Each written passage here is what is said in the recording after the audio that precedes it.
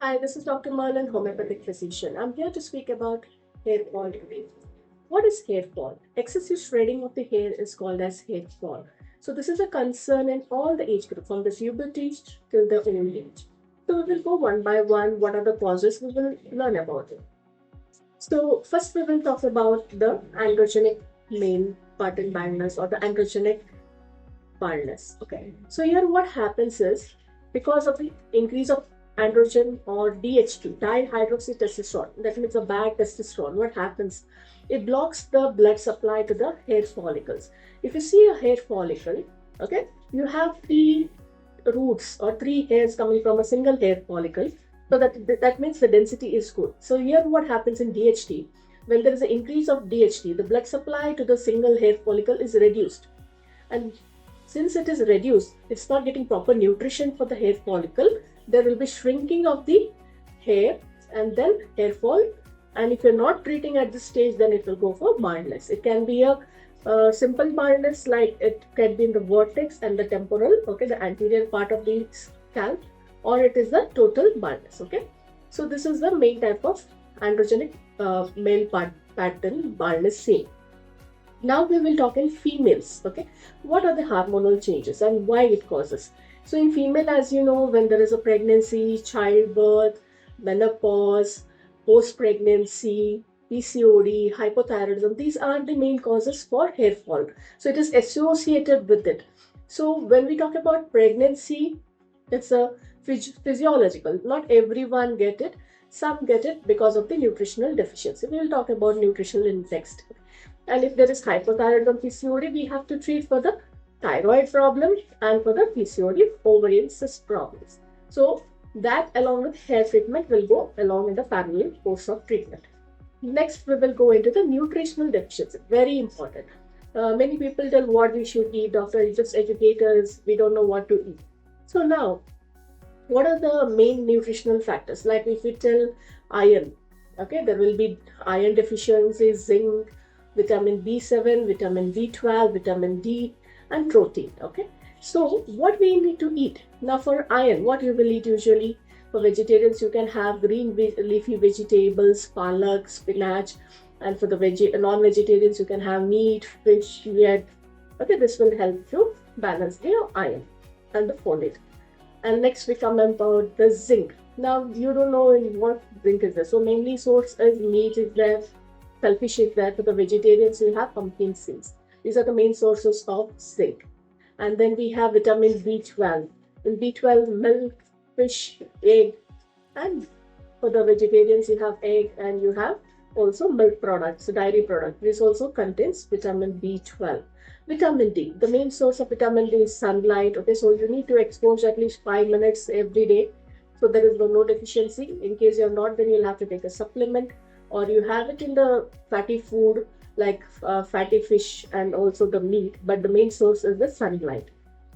And when we come about the protein, very important because for the shaft and for the hair follicles, protein is very much required. So where do you get this protein? You get it in the meat, you get it in the fish, you get it in the dal.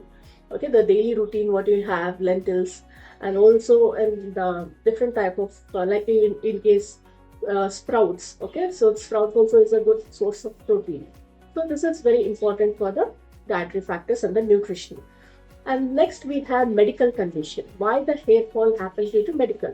Now the main thing is autoimmune disorder. Autoimmune disorder means our cell itself destroys our own body cells. Okay, so it's an autoimmune. Okay, the defensive mechanism.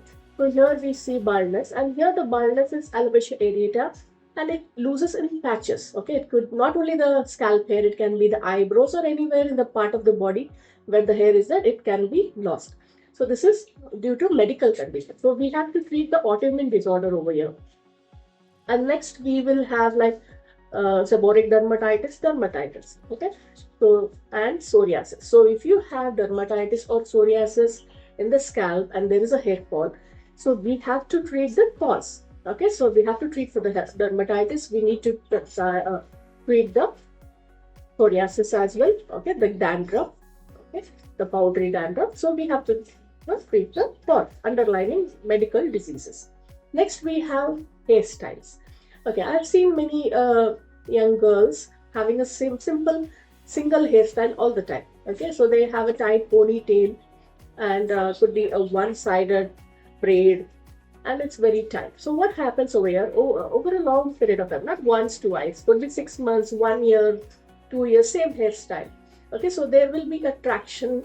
Okay, there is a traction. So this is called as traction hair fall or the balding. It could be here, you can see bald. Sometimes you can hear there is the density is reduced because of the traction of the hair follicles and reducing of the hair.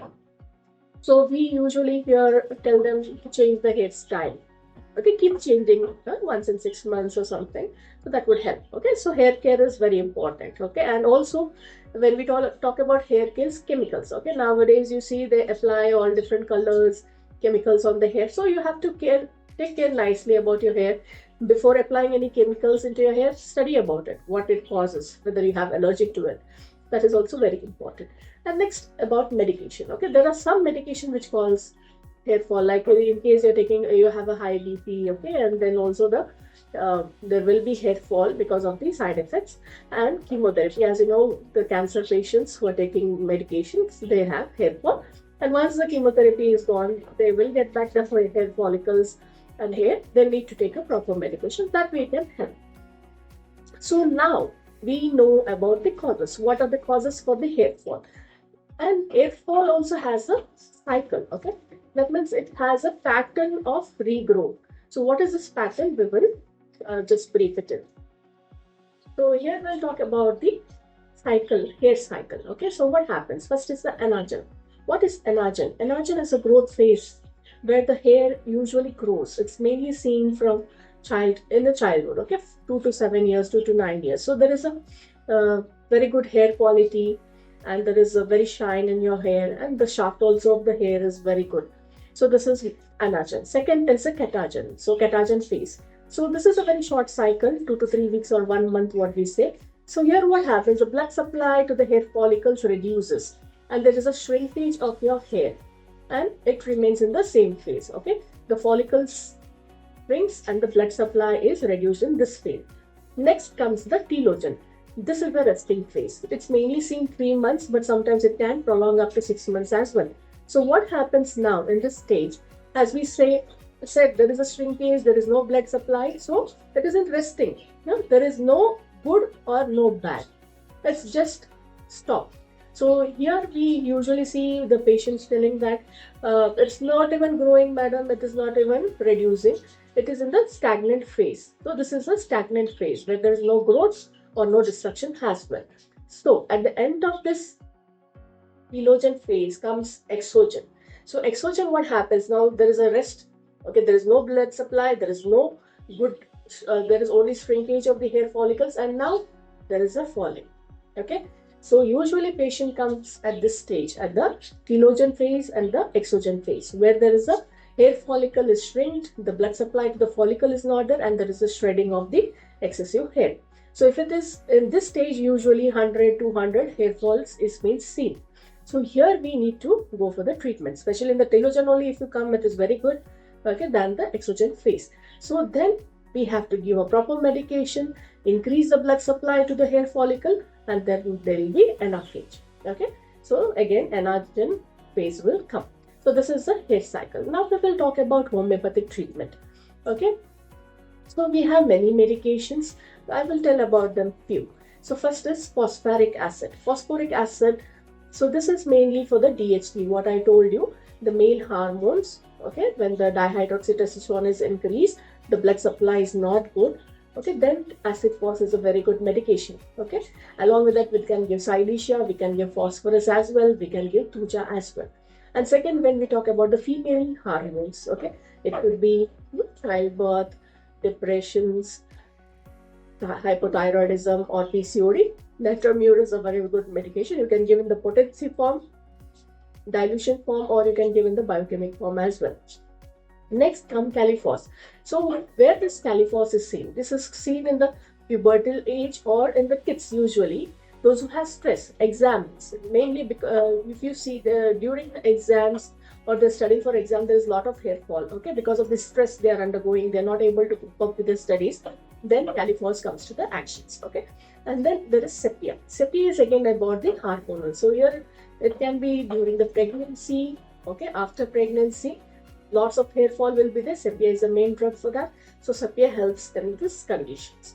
And then we have graphitis. When I talked about the medical conditions where it helps, so graphitis, yes. For dermatitis, you have to treat the dermatitis. So one of the medication is graphitis, and then you can go with the dermatitis proper medication. So graphitis helps in graphitis. What happens? There is a sticky hair. Okay, the discharge is there. It's also seen in pulsatilla also, but here it is graphitis.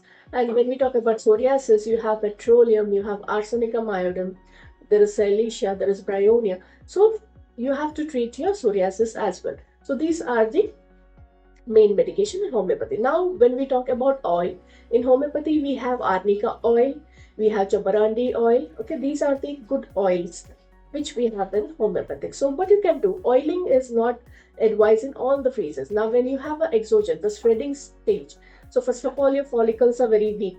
Okay, so what happens? Initially you start with the medication, reduce the oil. When there is a density or when the hair follicles are now stable, okay, it's not very loose, then you start oiling. So when you oil, you have to gentle massage your scalp so the blood circulation to the parts is increased, and then leave it for a couple of hours and then take shower. Could be once in a week you can do oiling, not every day. So this will help your quality of hair. So oiling also is important. You can use a hair mask once in a while as well. That will also improve the blood circulation and good hair. So you can follow me or subscribe so that I will be helping you in different topics as well. Okay, thank you.